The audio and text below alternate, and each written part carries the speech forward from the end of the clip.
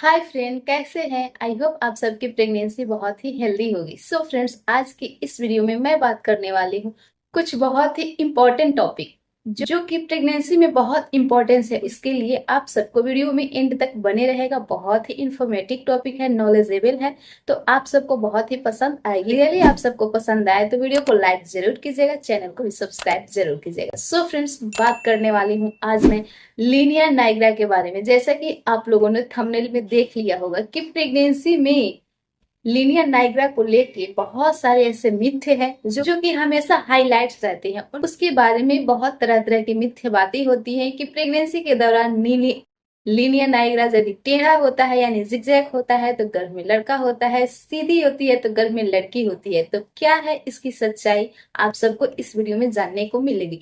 क्योंकि मेरे baby boy के समय और मेरे बेबी गर्ल के समय ये लीनियर नाइग्रा का क्या रोल था, ये भी आपको जानने को मिलेगी। तो इससे आपको आइडिया भी लग जाएगा कि क्या है इसकी सच्चाई, कि कैसी होती है बेबी गर्ल के समय में और ये कैसी दिखती है बेबी बॉय के समय में।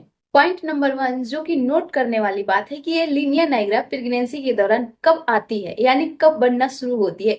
पॉइंट नंबर 2, इसकी इम्पोर्टेंस क्या है, इससे लाभ या हानि क्या प्रेगनेंसी में होता है, इसके न आने का क्या हानि होती है प्रेगनेंसी में, और आने का क्या लाभ होता है। तीसरी टॉपिक होती है कि क्या इससे जेंडर का प्रेडिक्ट कर सकते हैं, इससे जेंडर का पता लगा सकते हैं। चौथी इसकी टॉपिक है कि क्या पेट पर लीनियर नाइग्रा आने से प्रेगनेंसी जर्नी में कोई कॉम्प्लिकेशन हो सकती है, या ऐसे ही ये एक लक्षण कह सकते हैं, या ऐसे ही बॉडी के हर एक सिम्टम की तरह ये भी एक सिम्टम है।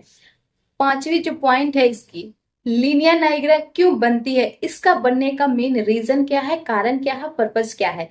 तो इन सारे टॉपिक पे हम खुलकर बात करेंगे। वीडियो बहुत ही इंफॉर्मेटिव होने वाली है, तो अभी से बेल आइकन जरूर प्रेस कीजिएगा और वीडियो को लाइक बटन जरूर हिट कीजिएगा।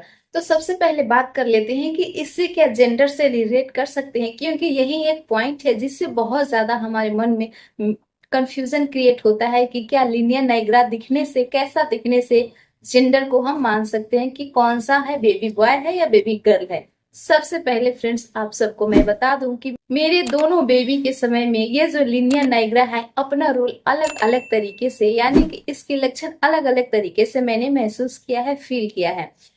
तो इससे हम यही आप लोगों को कह सकते हैं कि जब मेरे गर्भावस्था के समय ये जो लीनियर नाइग्रा थी बेबी बॉय के समय में, वो थोड़ी सी ऊपर से सीधी थी और नीचे की तरफ आते आते थोड़ी सी जिगजैग हो चुकी थी।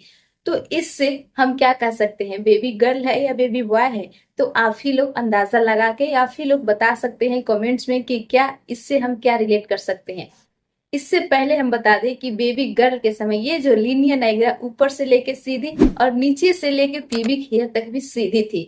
तो थोड़ी सी मन में मेरे भी डाउट अभी भी है, कंफ्यूजन है कि क्या इससे हम जेंडर को प्रेडिक्ट कर सकते हैं। तो आप लोग भी कमेंट्स में बताइएगा कि क्या इससे हम जेंडर को प्रेडिक्ट कर सकते हैं। अगर हाँ, तो पूरी 100% तो नहीं कर सकते हैं, थोड़ी बहुत इससे हम अंदाजा लगा सकते हैं, सिम्टम के तौर पर देख सकते हैं। दूसरी पॉइंट की बात करें तो लीनियर नाइग्रा कब बनती है।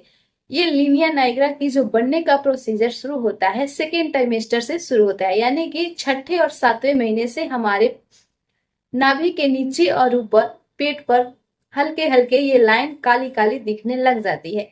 इसका मेन पर्पस होता है कुछ भी नहीं। जी हाँ फ्रेंड्स, इसका मेन पर्पस कुछ भी नहीं होता है, इसके बनने का और न बनने का कोई भी नहीं है। जैसे कि हमारी बॉडी में बहुत तरह के हार्मोनल इम्बैलेंस कभी बैलेंस होते रहते हैं, जिसके वजह से कभी कभी देखते होंगे प्रेगनेंसी में ऐसे भी लक्षण हमको देखने को मिलता है कि पहले प्रेगनेंसी में इससे हम एक्सपीरियंस भी नहीं किए होते हैं। जैसे कि नेक वाली एरिया ये काले पड़ जाते हैं, इसके क्या हम पर्पस कहें, ये हार्मोनल इम्बैलेंस के चलते ही होता है। इससे ना कोई हमको फायदा होता है ना कोई हमको हानि होती है।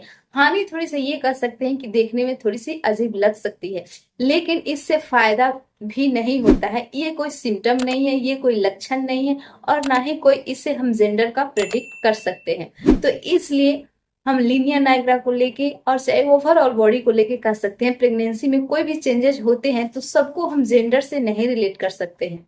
अगले पॉइंट की बात करें, नाभि लाइन के यानी लीनियर नाइग्रा के कई तरह से हो सकते हैं। वो कभी ऊपर से नीचे तक पूरी सीधी होती है, और कभी ऊपर जिगजैग होती है तो नीचे सीधी होती है, और कभी ऊपर सीधी होती है तो नीचे जिगजैग होती है। तो कई प्रकार के देखा गया है प्रेगनेंसी में, हर एक की प्रेगनेंसी अलग अलग होती है, इसलिए अलग अलग हार्मोन भी इम्बैलेंस और बैलेंस होते रहते हैं, इसलिए इसकी पहचान भी, इसकी निशान भी अलग अलग तरह से दिख सकती है। तो इससे हम कोई जेंडर से रिलेट नहीं कर सकते हैं। और इसका रीजन क्या है? तो इसका रीजन है वही हार्मोनल इम्बैलेंस के कारण बनता है।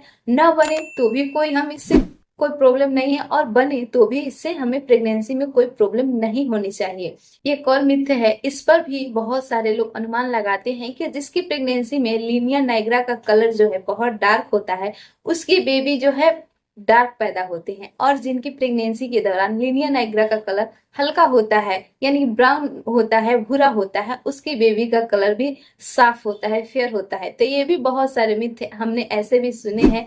तो ये सब मिथ्य है, इस पे हम कोई भरोसा नहीं कर सकते हैं, ये सटीक लक्षण इसके नहीं है, या ना कोई इससे बेबी फेयर या बेबी लड़का लड़की होने का कोई भी रिलेशन इससे नहीं है। तो आई होप कि आपको सारी मिथ्य सच्चाई समझ में आ गई होगी, आप लोग जान चुके होंगे। तो ऐसे मिथ्य के भरोसे अपना रहिए और अपनी प्रेगनेंसी को हेल्दी बनाइए, एंजॉय कीजिए। ये इन्फॉर्मेशन आपको कैसी लगी कमेंट्स में लिखकर जरूर बताइए। तब तक के लिए फिर से मिलती हूँ एक अगले न्यू इंटरेस्टिंग इन्फॉर्मेटिव वीडियो के साथ। तब तक के लिए thank you for watching my video. Bye.